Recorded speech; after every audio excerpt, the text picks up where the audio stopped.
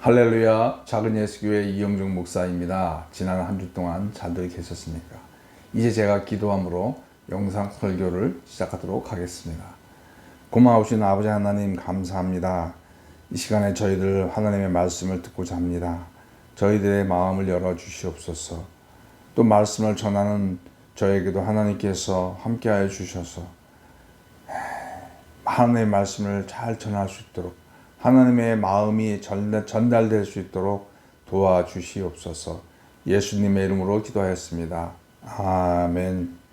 오늘은 출애굽기 25장 1절로 9절까지의 말씀이 되겠습니다. 제가 봉독하도록 하겠습니다. 여호와께서 모세에게 말씀하여 이르시되 이스라엘 자손에게 명령하여 내게 예물을 가져오라 하고 기쁜 마음으로 내는 자가 내게 바치는 모든 것을 너희는 받을지니라.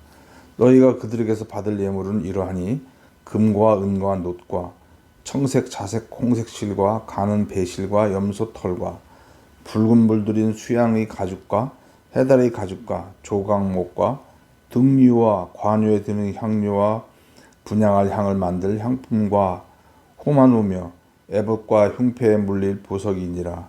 내가 그들 중에 거할 성소를 그들이 나를 위하여 짓되 물은 내가 네게 보이는 모양대로 장막을 짓고 기굴도 그 모양을 따라 지을지니라. 아멘. 모세가 하나님의 부르심을 받고 이제 여호수아를 홀로 남겨둔 채 하나님 앞에 나아가게 됩니다. 그런데 하나님은 바로 나타나지 않습니다.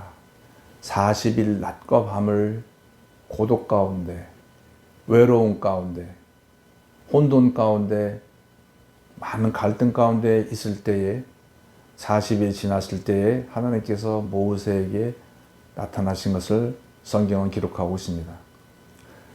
이 성경에서 40일간의 이라고 하는 것은 어떤 하나님의 특별한 메시지가 있을 때 그 메시지를 받기 위해서 선지자들이나 또는 선지자들이나 믿음의 사람들이 기다려야 했던 시간들을 성경은 기록하고 있습니다. 그래서 이 엘리야가 갈멜산에서 여러 이방 그런 선지자들과 전투를 하였지만은 그 여왕 이사벨의 이 저주 때문에 그가 죽을까 두려워해서 도망갔다가 하나님의 부르심을 받고 호렙산으로 가는 그 장면에서도 엘리야가 40일 낮과 밤을 금식을 하며 호렙산을 향하여 가는 장면이 있습니다. 그 40일 이후에 하나님께서 지진이나 바람이나 불 가운데 나타나지 아니하시고 세미한 음성 가운데 엘리야에게 나타나셔서 그 다음에 그 이후에 정말 엘리야보다 뛰어난 엘리사에 관한 얘기과 이스라엘 민족에 대한 또 그 주위 민족에 대한 그런 장례를 예언하여 주는 것들을 보게 됩니다. 그래서 이 엘리야의 경우에도 그가 그 낙심한 가운데 하나님의 음성을 듣기 위해서 40일간을 기다린 이후에 하나님의 그런 역사에 관한 말씀을 듣게 되었던 것들이 기록되어 있습니다. 예수님 경우에도 공생애를 시작하시기 전에 메시아로서의 그런 하나님의 종으로서의 삶을 시작하시기 전에 광야에서 40일간 금식하며 기도하셨던 것들이 기록됩니다. 어떤 참으로 중요한 일들을 앞두고 하나님은 그 하나님의 사람들에게 그런 것들을 요구하셨던 거예요. 자, 이제 이 모세에게 하나님께서 도대체 어떤 것을 주시기 위해서 이렇게 모세로 하여금 40일간 금식하게 하셨나? 도대체 어떤 내용이었을까? 그거는 25장 1절에 보면은 바로 성막과 연관된 내용인 것을 보게 됩니다. 우리는 이 성막과 연관된 내용을 들을 때 우리는 이제 유대인이 아니기 때문에 이 부분은 그냥 무심코 들을 수가 있습니다. 그러나 유대인들에게 있어서는 이 성막은 정말로 중요한 것이죠. 그러면 이 성막의 의미가 무엇입니까?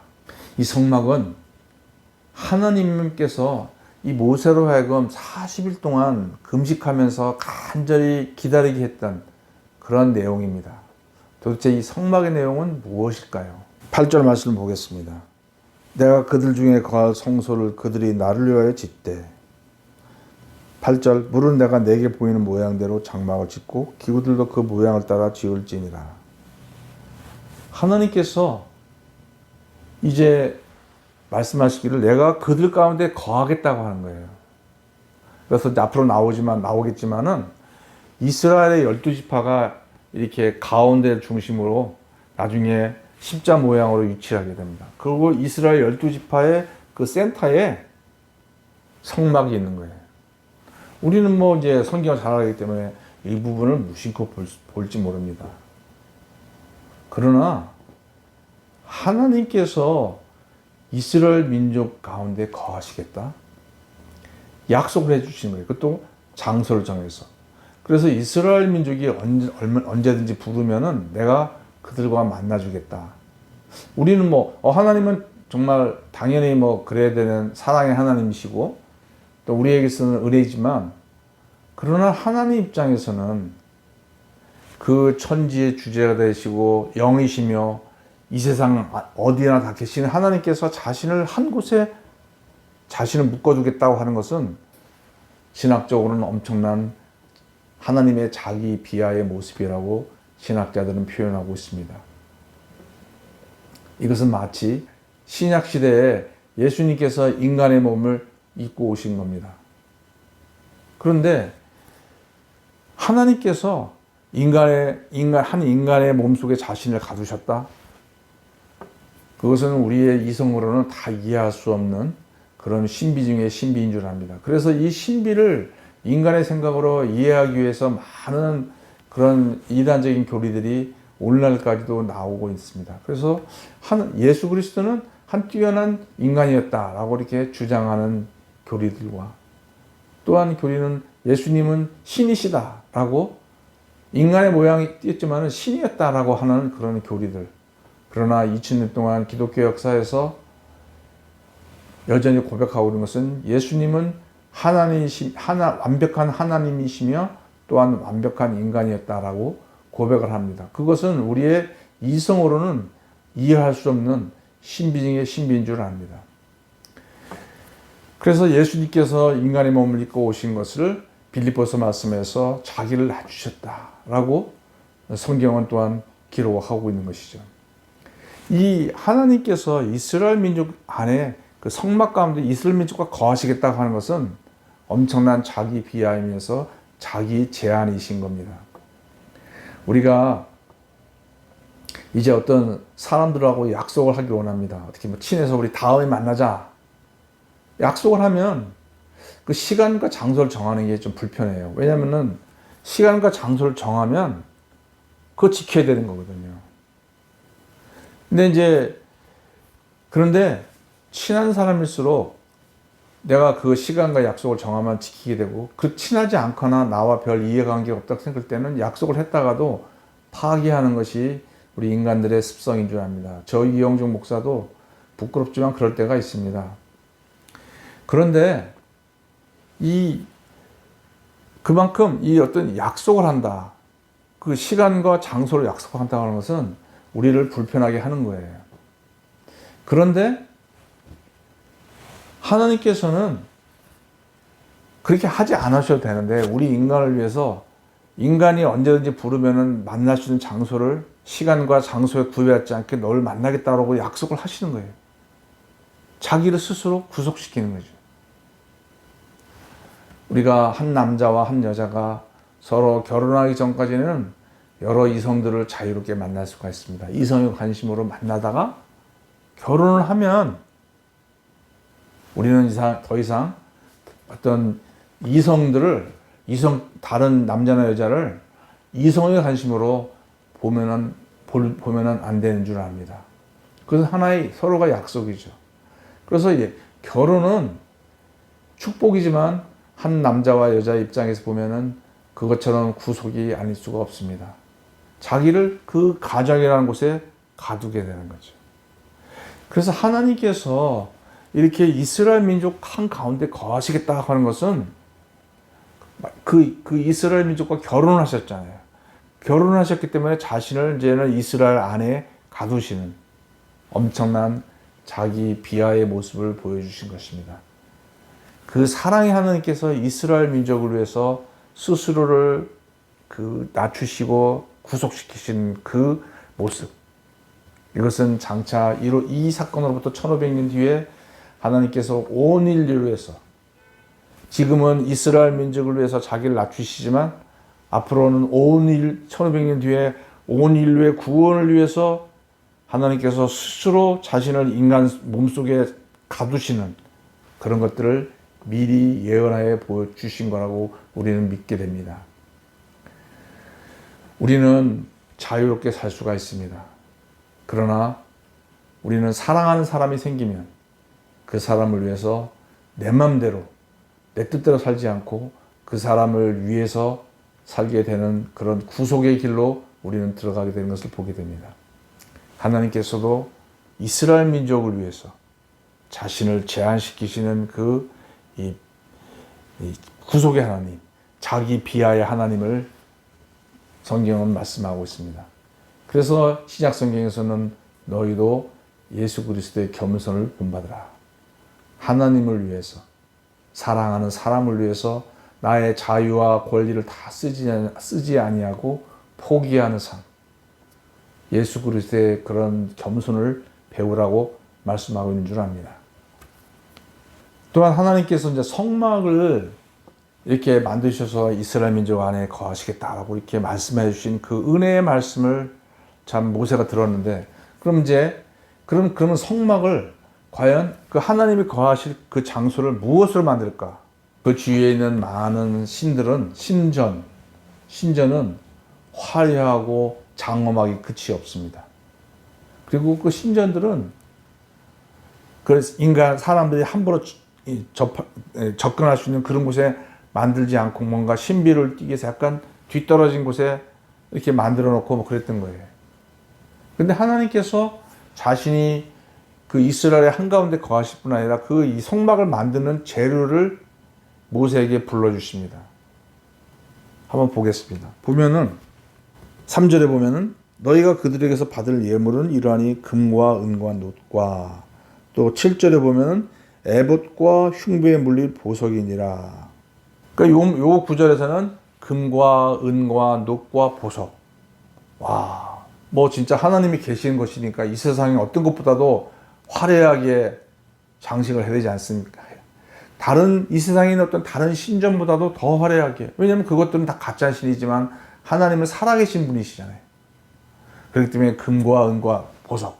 와, 그래, 이것은 하나님의 성막을 만들기 위해서 합당한 재료야. 우리는 누구나 다 박수를 칠 줄 모릅니다. 그런데 4절을 보겠습니다. 청색, 자색, 홍색, 실, 가는 배, 실. 6절을 보면 등류라고 하는 것은 호롱불에 옛날 우리나라에 호롱불에 있는 그게 끼는 기름이에요. 아주 싼 기름이죠.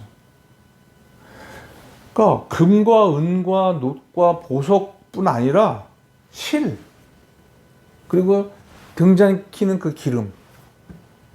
아니 그 실들을, 물론 그 실들은 청색, 자색 그런 실들은 그 당시에 이제 비싼 실들이에요. 그러나 그 실은 실이거든요.